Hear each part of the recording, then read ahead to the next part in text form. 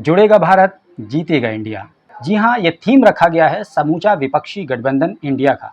बीते 31 अगस्त और 1 सितंबर को मुंबई में इंडिया गठबंधन की तीसरी मीटिंग हुई। पहले पटना में, दूसरी बेंगलुरु में और अब तीसरी मीटिंग मुंबई में की गई। और इस मीटिंग में क्या कुछ हुआ है, आइए आपको बताते हैं। इस मीटिंग में ऑलमोस्ट पूरे देश के विपक्षी नेता एक साथ इकट्ठा हुए। 60 से अधिक नेता शामिल थे, कश्मीर से लेकर कन्याकुमारी तक, केरल से लेकर आसाम या वेस्ट बंगाल तक। सभी ने इस मीटिंग में एक साथ शामिल होकर और एक ही सुर में बात करके ये पैगाम दे दिया कि 2024 में प्रधानमंत्री नरेंद्र मोदी की कुर्सी के पाए में दरार आ सकती है। विपक्षी गठबंधन इंडिया ने न केवल 2024 के लोकसभा इलेक्शन जीतने का फैसला किया, बल्कि उसके लिए रणनीतिक तैयारी भी कर ली और कुछ फैसले भी किए।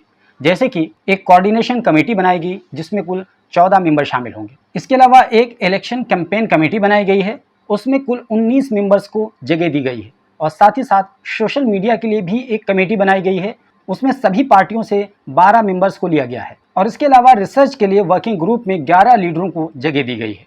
आपको बता दें कि कोऑर्डिनेशन कमेटी के अलावा ये जो 4 सब ग्रुप बनाए गए हैं, इनका मुख्य काम ये होगा कि इलेक्शन कैंपेन को देखेंगे, सोशल मीडिया को हैंडल करेंगे और देश में चुनाव को कैसे लड़ा जाता है टेक्निकली उन तमाम चीज़ों पर नज़र रखेंगे। दोस्तों, आपको बता दें कि समूचा विपक्षी गठबंधन इंडिया यानी इंडियन नेशनल डेवलपमेंट अलायंस, इसका अब तक लोगो और कन्वीनर अब तक नहीं चुना जा सका है। और उम्मीद की जाती है कि आइंदा मीटिंग में, जो कि संभवतः 2 अक्टूबर गांधी जयंती के मौके पर दिल्ली में हो सकती है, उसमें चुना जाएगा और उसका ऐलान किया जाएगा। और सीट शेयरिंग के ताल्लुक से खबर यह है कि 30 सितंबर तक फैसला कर लिया जाएगा। ये तो वो बातें हुई जो मुंबई की मीटिंग में अपोजिशन द्वारा फैसला लिया गया। अब आइए आपको बताते हैं कि उस मीटिंग के नेताओं ने क्या कुछ कहा है। सबसे पहले राहुल गांधी की बात लेते हैं। राहुल गांधी ने बहुत अहम बात कही है। उन्होंने ये कहा है कि कांग्रेस मुक्त भारत, जिसकी बार बार बीजेपी बात करती है, उन्हें ये बात सोचना होगा कि जब सबसे ज़्यादा सुपर पावर ब्रिटानिया यानी इंग्लैंड, वो कांग्रेस मुक्त नहीं कर सका, तो बीजेपी भला कांग्रेस मुक्त कैसे कर पाएगी। इसके अलावा लालू प्रसाद यादव ने कहा कि हम शुरू ही से कह रहे हैं, बीजेपी हटाओ, देश बचाओ। हम इस मुहिम को छेड़े हुए हैं क्योंकि इस देश में माइनॉरिटीज़ महफूज नहीं है, देश में गुर्बत है, महंगाई है, बीजेपी के लोग झूठ बोलकर सत्ता में आए हुए हैं, चारों तरफ बदहाली है, लेकिन वो कहते हैं सब कुछ ठीक है। वहीं अरविंद केजरीवाल कहते हैं, देश के लोग 21वीं सदी के हिंदुस्तान की तामीर के लिए इकट्ठा हुए हैं, लेकिन मोदी सरकार आज़ाद देश की सबसे करप्ट और घमंडी सरकार है। इसके अलावा एनसीपी नेता शरद पवार ने कहा कि किसानों, नौजवानों, मजदूर तबके ने बीजेपी को एक भरोसे के साथ वोट दिया था, लेकिन सत्ता में आने के बाद बीजेपी ने उनके भरोसे को तोड़ दिया है। वहीं मल्लिकार्जुन खड़गे की बात करें तो उन्होंने कहा कि कर्नाटक इलेक्शन के दौरान प्रधानमंत्री मोदी घूमते रहे, लेकिन जनता ने उन्हें वोट नहीं किया। आज लोग राहुल गांधी की तरफ देख रहे हैं, जिन्होंने कन्याकुमारी से लेकर कश्मीर तक पैदल यात्रा की।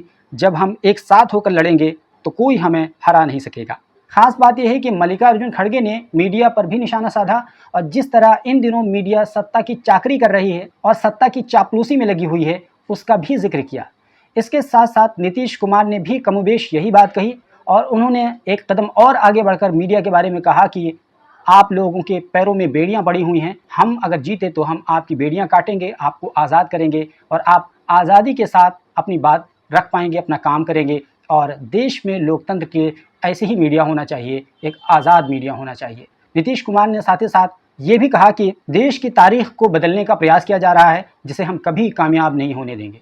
वहीं उद्धव ठाकरे ने बीजेपी द्वारा बदउनवानी, करप्शन का जिक्र करते हुए ये कहा कि बीजेपी सबका साथ सबका विकास की बात ज़रूर करती है, लेकिन वो अपने लोगों का विकास और दूसरे के लोगों पर लात, इस तरह का काम करती है और ये चलने नहीं दिया जाएगा।